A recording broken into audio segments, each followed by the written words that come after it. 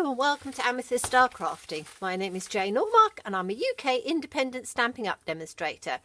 And today we're going to do something a little different. We're going to make some pretty little stars, which are very quick and simple to do. I've just done this in white cardstock, but you can do it in DSP, you can do it in whatever you want. I just thought it would be easier to show you in the white. So there's a little star.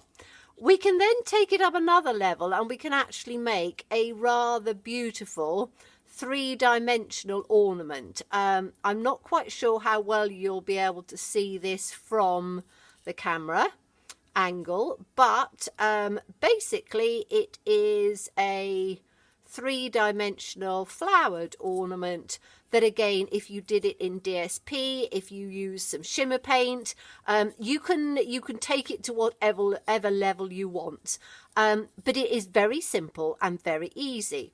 So let's show you how we make these.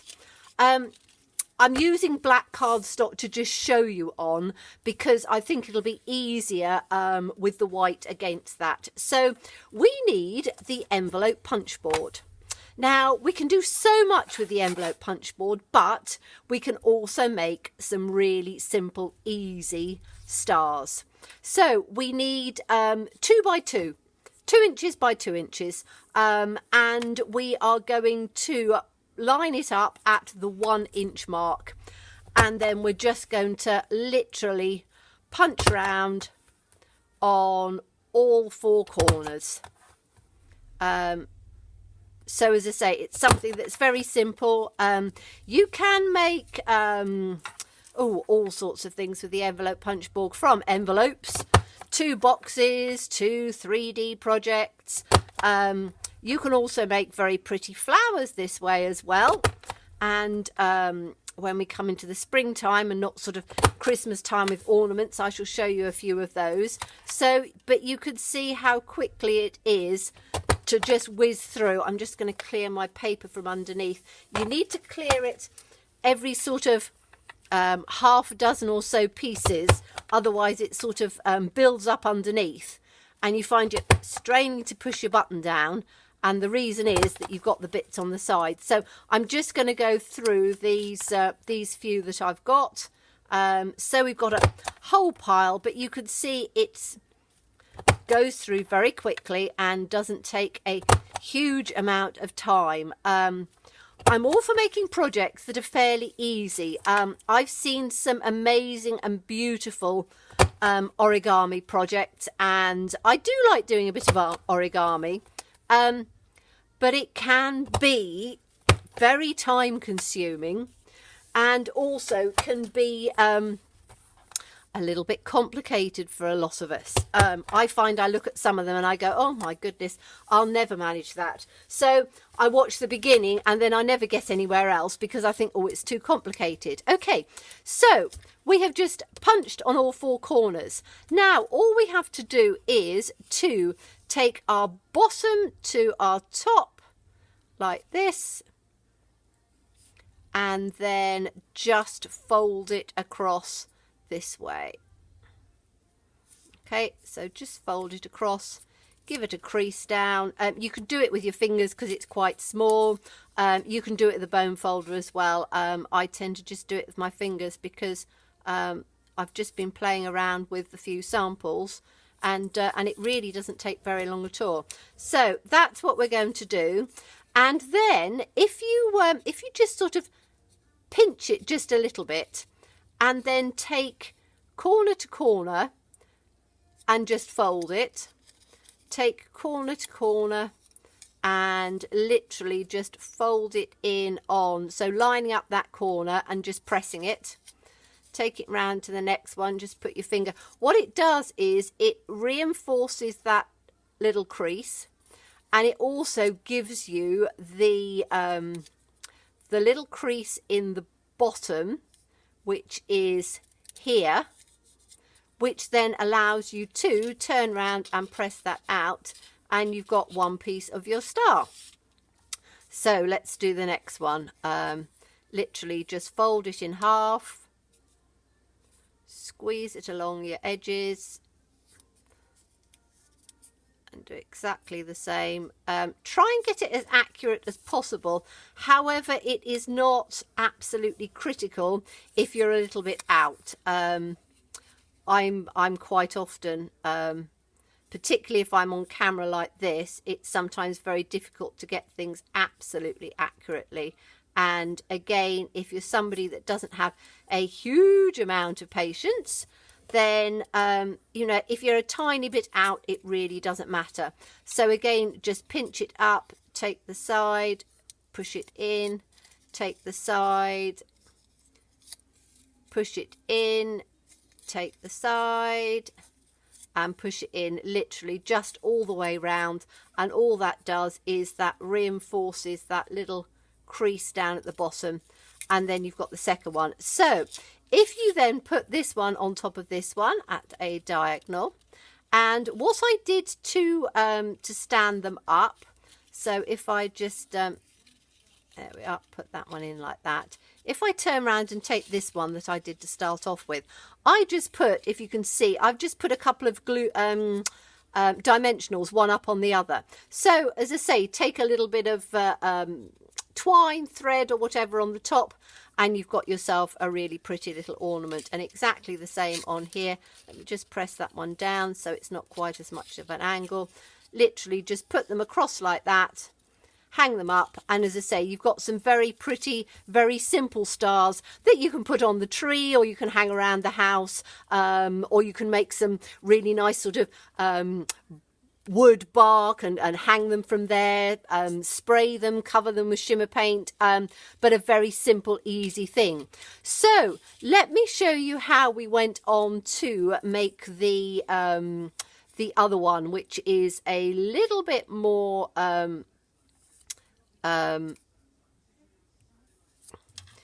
it's not difficult actually at all. It just takes a little bit more of the folding. So I'm only going to do one with half a one with 4 or 5, I think probably. So this is the third one. So I just wanted you to see, as I say, how quick once you get going it is to make. And the patterns and the designs that you can fold it into really are quite endless.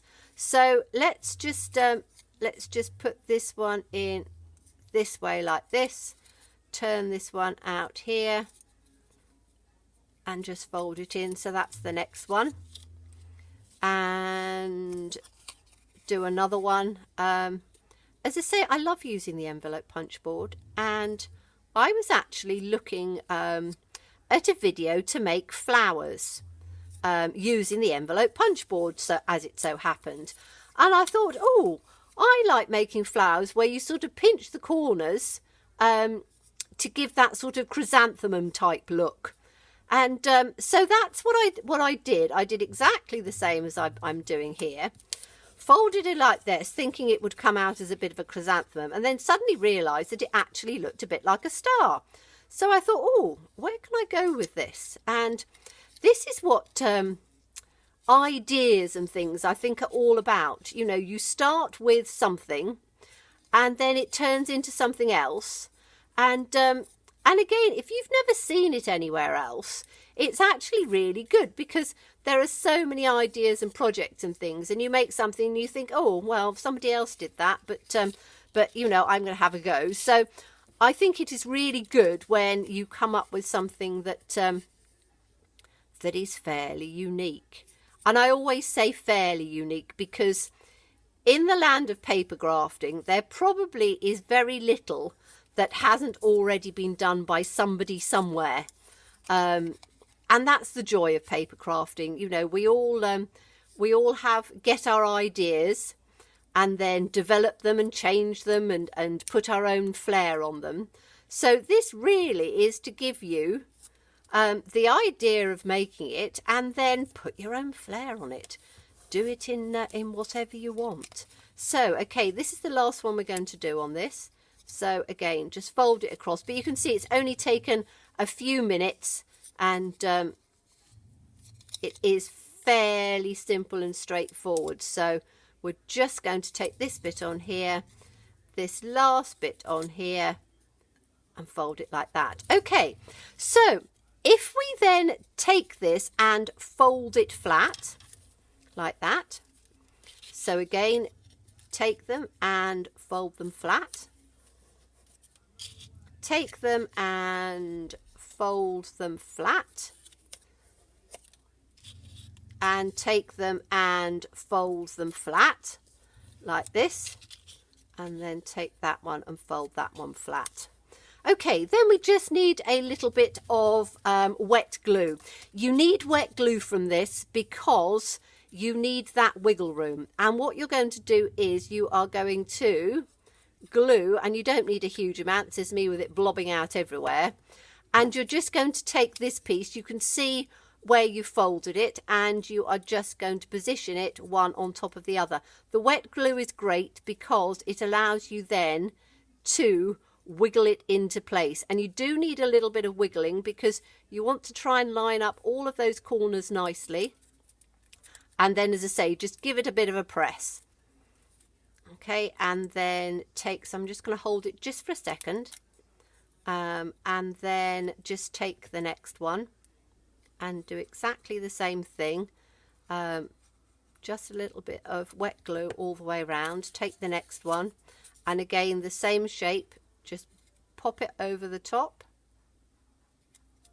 and then turn it to line it up, making sure that this part is as accurate as you can, and then moving it down. So it's me getting glue on my fingers. You might get a bit of glue everywhere. I think I had a bit too much to start off with. It's quite easy because you can hold the one before, and then, as I say, just put some glue in on the corners. Take your next one and literally just put it one on top of the other. Again, this reminds me, a lot of you will probably remember making paper chains and making, you know, cutting out flowers and things like that, and then putting them all together and making the chains. It's very similar to this. But I have seen quite a few, you know, different ideas. I did the tree recently, which again, fold a tree in half, stick one side to the other, and if you stick enough of them, you can put them round and make them a circle and make them a hanging ornament. Well, this is no different really, but it actually looks quite pretty, so I was quite pleased with this. So just making sure that it is all glued. And as I say, we've got 5 on here. So if you then turn it round to meet the other end, okay, so we are going to, just on this last one, so let's fold it up again, just on this last one here, we are going to put the wet glue on there.